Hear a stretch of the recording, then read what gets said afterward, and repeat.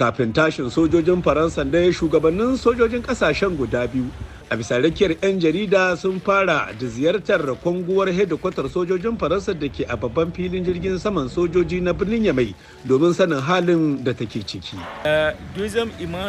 Ya ce ni abin da ya ɗauki hankali na da muka shiga wannan cibiya wadda ake cewa a baya babu ɗan Nijar da ke da izinin shiga a cikinta shine irin gine-gine da kayayyakin da ta kunsa waɗanda a yau aka tafi aka bar su a ladole da suka zamo a yau mallakar sojojin Nijar da ma Nijar baki daya. Bayan kammala ziyarar shugaban hafsan sojojin ƙasa na ƙasar Nijar Kanal Manjo Muhammad Sani Kyau, jagoran aikin kwashe sojojin Faransa da janar Eric Ozan shugaban rundunar sojojin Faransa a yankin Sahel sun sanya hannu kan takardar kawo ƙarshen aikin ficewar sojojin Faransa daga Nijar baki daya.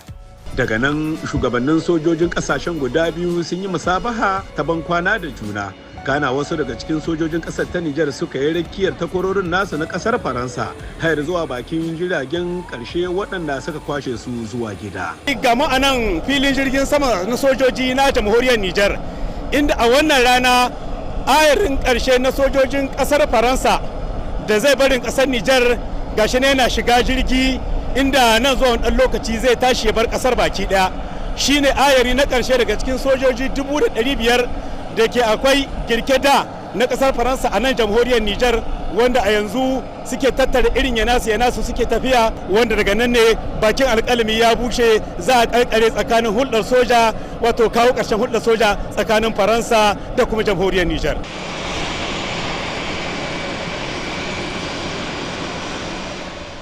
Dabra ɗaya kuma tarin mazamna birnin Yamai ne musamman matasa masu goyon bayan sabbin hukumomin mulkin sojan ƙasar ta Nijar na majalisar soja ta CNSP waɗanda suka share kwanaki 112 suna zaman dirshan a wannan wuri na nuna adawa da zaman sojojin Faransa a Nijar suka taru a kofar babban filin jirgin saman sojojin na birnin Yamai a wannan rana domin shaida tafiyar Faransawan. Muna yi ma Allah godiya bisa ga hitan nan da Faransa ta yi. Yau ya kamata Nijar abun da ya kamata mu mai da alƙiblar mu huri guda, mu tsaya mu yi ayyukan da zai hidda ƙasar mu cikin wanga haraka na barazana da ƙasashen waje kai muna. Mace kamar namiji kowa ya tashi ya san cewa yau mun dogara da Allah, mun dogara da kanmu, shine mu samu hanyoyin wanda za mu ci gaba da tattalin arzikinmu. A ranar 10 ga watan Oktoban 2023 ne dai sojojin ƙasar ta Faransa suka fara aikin ficewa tare da kayayyakinsu daga ƙasar ta Nijar, inda wasunsu suka bi ta hanyar ƙasa zuwa ƙasar Chadi domin zarcewa ƙasar Faransa, wasunsu kuma ta hanyar jirgin sama zuwa ƙasarsu. A tsawon watanni 2 da rabi jiragen sama na ƙasar Faransa